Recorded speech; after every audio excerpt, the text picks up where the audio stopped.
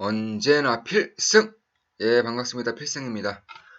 자, 오늘은 이제 조선주, 조선 산업에 대해서 좀 분석을 해드리겠습니다. 그 전에 이제 조선 산업에 대해서 이제 어떤 식으로 이제 어떠한 이슈가 있었는지 대해서 이제 분석을 해드렸고요. 그럼 그 이슈로 인해서 앞으로 조선업종이 어떻게 될 것인지, 그리고 조선업종 중에서도 이 중소형주 중에는 과연 어떤 종목이 가장 큰 수혜를 받을 수 있을 것인지에 대해서도 좀 말씀을 드리겠습니다. 예, 영상 중간중간에 이제 광고가 좀 나올 수 있습니다. 광고가 나온다면은 저 필승에 대한 후원, 저 필승에 대한 지원이라고 생각해 주시고 광고 스킵하지 마시고 끝까지 봐주시면 감사하겠습니다. 자, 시작하겠습니다. 먼저 이 조선 발주에 있어서는 이제 2020년에 IMO 규제가 있죠. IMO 연료 규제로 인해서 정말로 많은 논쟁이 있습니다. 이번 규제로 인해서 정말로 선박 발주량이 늘어날 것이다. 아니면은 선박 발주량이 늘어나기보다는 스크러버를 사용하는 업체들이 많아질 것이다라고 양갈래로 좀 나뉘는 것 같습니다. 그런데 좀 생각을 해보셔야 되는 게 만약에 스크러버 업체가 많아진다고 하더라도 과연 지금과 같은 이런 발주량, 지금 같은 발주량이 나타날 수 있을까? 전 불가능하다고 봅니다. 아무리 스크러버 설치를 많이 하는 그런 선주들이 많다고 하더라도 결국은 일부는 이 IMO 규제로 인해서 이제 신규 수주를 해야 되는, 이제 신규 발주를 해야 되는 그런 부분이 있고요. 특히나 이제 2002년에서 2003년, 2004년까지 이제 가장 큰 그 발주량이 있었던 것을 감안했을 때 이제 2022년, 2023년이 되면서 이제 수명이 거의 대략 20년 정도가 되는 것이죠. 그런데 이 부분에 있어서는 이제 보통 배가 수명이 15년에서 20년 정도 사이입니다. 그렇기 때문에 이번에 대사이클, 그러니까 그 20년 전에 이제 수주를 했었던, 발주를 했었던 그런 배들의 수명이 끝나면서 이런 다시 한번 조선 발주에 있어서 대사이클이 한 번 더 불어올 것이다. 이런 사이클적인 면에서도 역시나 다시 한번 호황기가 다가올 수 있는 그런 시기가 다가오고 있다. 이렇게 보시면 되겠습니다. 특히 이 스크러버 같은 경우는 이제 스크러버를 많이 설치했을 때 그 명확한 자료라던가 아니면 명확한 기술에 대한 그런 분석이 잘 되고 있지 않은 그런 상황이기 때문에 과연 이 스크러버가 정말로 잘 작동할 것인지에 대한 의구심도 분명히 있고요. 특히나 이 스크러버가 만약에 고장났을 때는 어떻게 해야 되는가, 그러니까 AS가 제대로 될 것인가, 혹은 이 선주들의 비용으로, 선주들의 자금으로 AS를 처리해야 되는가, 이것도 물론 있습니다. 또 특히나 이제 저유황유를 사용했을 때 과연 이러한 비용은 어느 정도 될 것인가, 이것에 대해서도 아직 불확실한 면이 많죠. 그러니까 지금까지는 전혀 없었던 그런 부분들을 탑재해야 된다거나 혹은 전혀 사용하지 않았던 연료를 사용해야 된다거나 그런 부분이 있기 때문에 이런 부분 역시나 이런 불확실성 역시나 신규 발주에 대한 그런 모멘텀이 될 수 있다고 보고 있습니다. 따라서 이 스크러버 설치, 만약에 스크러버 설치를 한다고 하더라도 여러 불확실성이 있는 것이고요. 특히나 이 LNG 추진선을 만약에 좀 발주를 한다고 했을 때는 훨씬 더 안정적으로 이러한 그 해상 물동량을 할 수 있는 그런 그 모멘텀이 만들어지는 것이기 때문에 이런 부분에서도 좀 주목을 해야 된다. 이렇게 보고 있습니다. 특히 지금까지의 이제 결과를 봤을 때는 이제 2020년까지 이제 스크러버를 설치하겠다는 비중이 5%가 채 되지 않습니다. 그렇기 때문에 나머지 95%가량은 아직은 더 상황을 지켜보고 있다거나 혹은 LNG 추진선을 이제 발주를 하겠다. 이렇게 좀 대책이 마련되고 있기 때문에 이러한 부분에 있어서도 굉장히 호재를 작용할 수 있다. 물론 대략 90% 이상의 이런 선주들이 아직도 어떻게 할지 모르겠다라고 답변을 하고 있습니다. 그만큼 이 스크러버에 대한 불확실성이 크고요.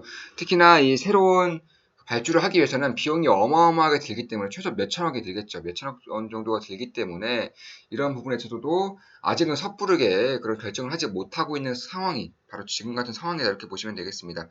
따라서 아직도 이러한 수주라던가 신규 수주 모멘텀은 그렇게 크지 않지만 올해 하반기로 갈수록 2020년이 다가올수록 IMO 규제가 다가올수록 그 신규 수주량은 점차 증가할 수밖에 없는 환경이 만들어지고 있다. 이렇게 보시면 되겠습니다.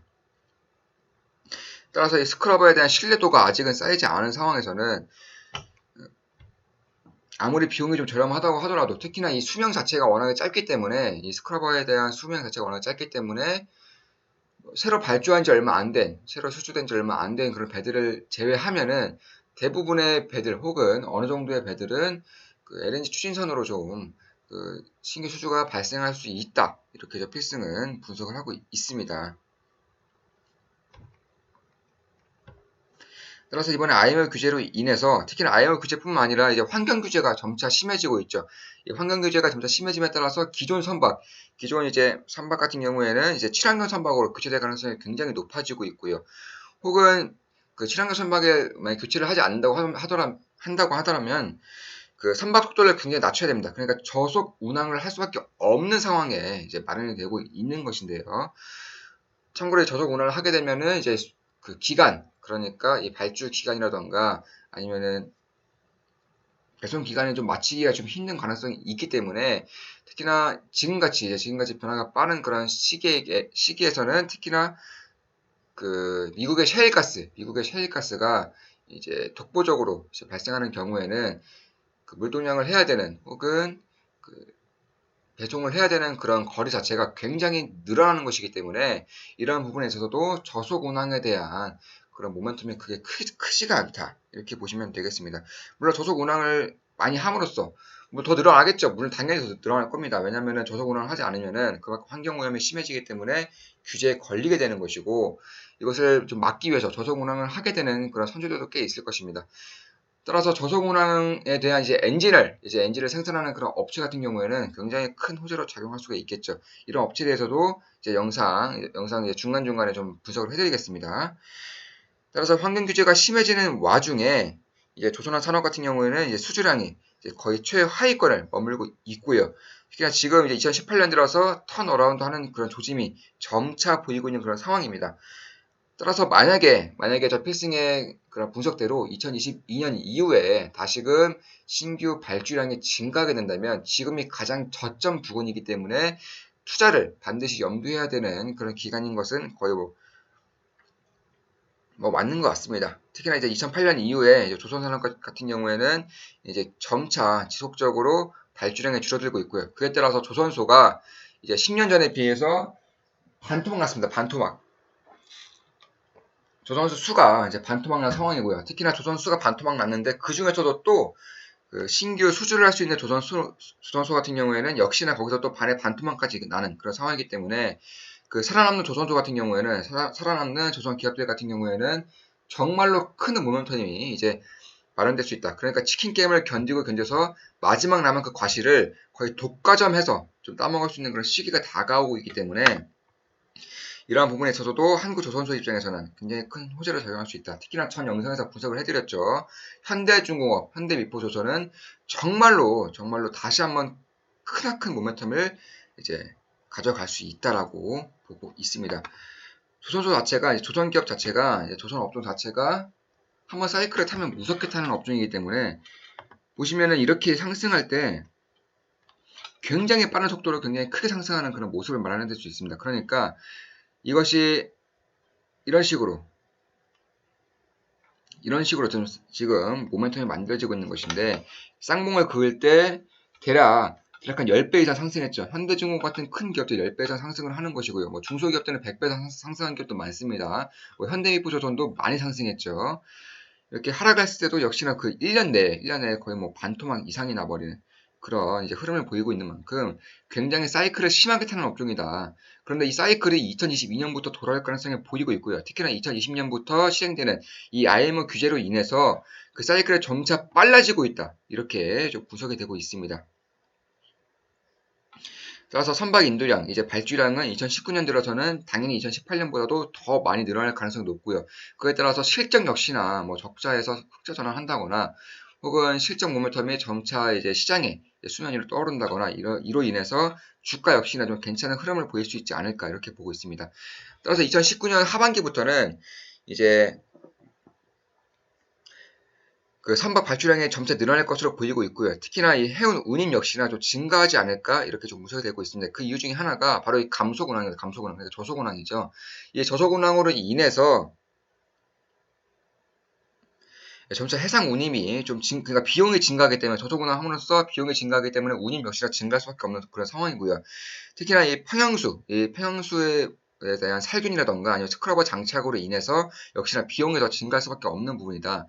특히나 운임의 증가하는 그런 부분이 있기 때문에 조선산업 사이클에 있어서도 굉장히 호재로 작용할 수 있는 그런 부분이 있습니다. 따라서 이번에 환경 규제로 인해서 사이클에 좀 더 앞당겨진다면 주가 역시나 2022년 이후로 좀 상승할 그런 흐름이 보이고 있었다면은 그게 아니라 2019년 하반기부터 당장 올해 하반기부터는 주가 상승이 본격적으로 일어날 수 있다라고 보고 있습니다. 특히나 2019년 이후에 연박 선박 발주량이 점차 증가하면서 대략 20% 이상씩 2025년까지 20% 이상씩 증가할 것이다라는 그런 분석 자료가 있습니다.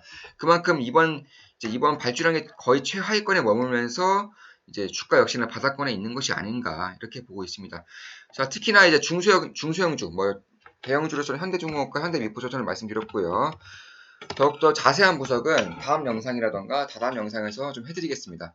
다만 이 감소군행에 있어서는 이 HSD 엔진 같은 경우에는 정말로 큰 모멘텀을 받을 수 있습니다. 거의 국내 1, 2위를 다투는 그런 전 세계에서도 1, 2위를 다투는 그런 엔진을 생산하고 있고요. 특히나 이제 저소군행 엔진 같은 경우에는 세계 최초로 개발하기도 했습니다.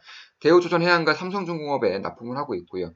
특히나 지금 최근에 주가가 굉장히 많이 빠졌는데 이렇게 좀 빠지게 된 이유가 이 현대중공업과 대우조선해양의 그런 합병으로 인해서 이 발주량이 대우조선해양이 거의 쏠려 있기 때문에 현대중공업에 흡수가 된다면 대우조선해양이 현대중공업에 흡수가 된다면 이런 발주량이 급감하지 않을까. 왜냐하면 현대중공업 같은 경우에는 자체 엔진을 생산하는 그런 기업이 자회사가 있습니다. 따라서 이 모멘텀이 완전히 꺾여버린 것이 아닌가 이제 그런 우려가 들면서 주가가 완전히 꺾여버렸습니다. 그런데 현대중공업이 대우조선해양을 인수한다? 머나먼 미래입니다. 머나먼 미래. 거의 불확실성이 너무나 크고요. 특히나 불가능하다라고 보고 있기 때문에 왜냐하면 이 조선산업 같은 경우에는 안 그래도 독과점이 심한 그런 산업이고 글로벌적인 그런 업종이기 때문에 한국에서 만약에 통과가 된다고 하더라도 일본이라던가 중국, 유럽 쪽에서 통과를 시켜줄 리가 만무합니다. 그만큼 독과점에 대해서 견제가 굉장히 심하고요. 특히나 이 물동량이라던가 아니면 조선을 통한 이런 무역 규모가 굉장히 커지고 있고 지금 역시나 굉장히 큰 규모이기 때문에 이 독점이 더욱더 심해진다면 운임이 훨씬 더 뜰 수 있는 가능성이 높아지는 것이고요. 조선 선박 단가가 뜰 수 있는 가능성이 높아지는 것이기 때문에 다른 국가에서 유럽이라던가 일본, 조선 등 조선소가 있는 그런 국가들에서 이런 허용을 해준다, 통과를 시켜준다? 거의 불가능하다고 보고 있습니다. 따라서 이러한 모멘텀으로 인해서 이러한 이제 이슈로 인해서 이렇게 주가가 하락한 것은 오히려 매수 기회로 작용할 수 있다라고 제가 필승은 보고 있습니다. 따라서 이러한 부분에 있어서도 이런 HSD 엔진 같은 경우에도 좀 괜찮은 흐름이 나올 수 있다. 이렇게 보시면 되겠습니다. 저축은행에 대한 모멘텀도 확실히 있는 상황이고요. 지금도 역시나 매수가 가능한 범위입니다. 다만 좀 보수적으로 대응한다면은 4,100원대부터 3,600원대까지 좀 분할 매수가 가능한 구간이다. 역시나 이 가격 라인대부터 여기까지 4,200원 이하에서 3,600원대까지 월봉도 마찬가지죠.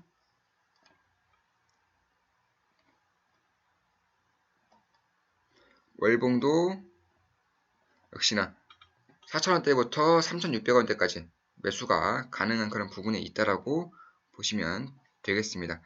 특히나 좀 패턴을 보자면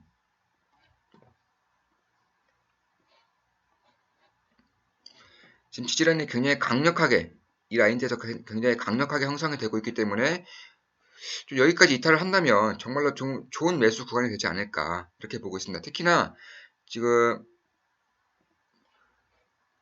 이렇게 연봉을 좀 보자면은 이런 식으로 상장 이후에 주구장창 하락하면서 이제 5분의 1 토막 났죠. 5분의 1 토막이 나면서 다시 그렇게 원형 바닥을 그리고 있는 그런 상황이기 때문에 중장기적으로 2022년부터는 막을 수 없는 조선 사이클의 호황기가 다가온다고 생각을 만약에 한다면은 지금은 거의 상승 초입 부근에 있지 않을까 이렇게 보고 있습니다. 특히나 이제 저소은행에 대해서도 가장 강력한 해자를 볼 수 있는 기업이 바로 이 HSD 엔진이기 때문에 이러한 부분에 있어서도 좋은 모멘텀이 마련될 수 있다 이렇게 보시면 되겠습니다.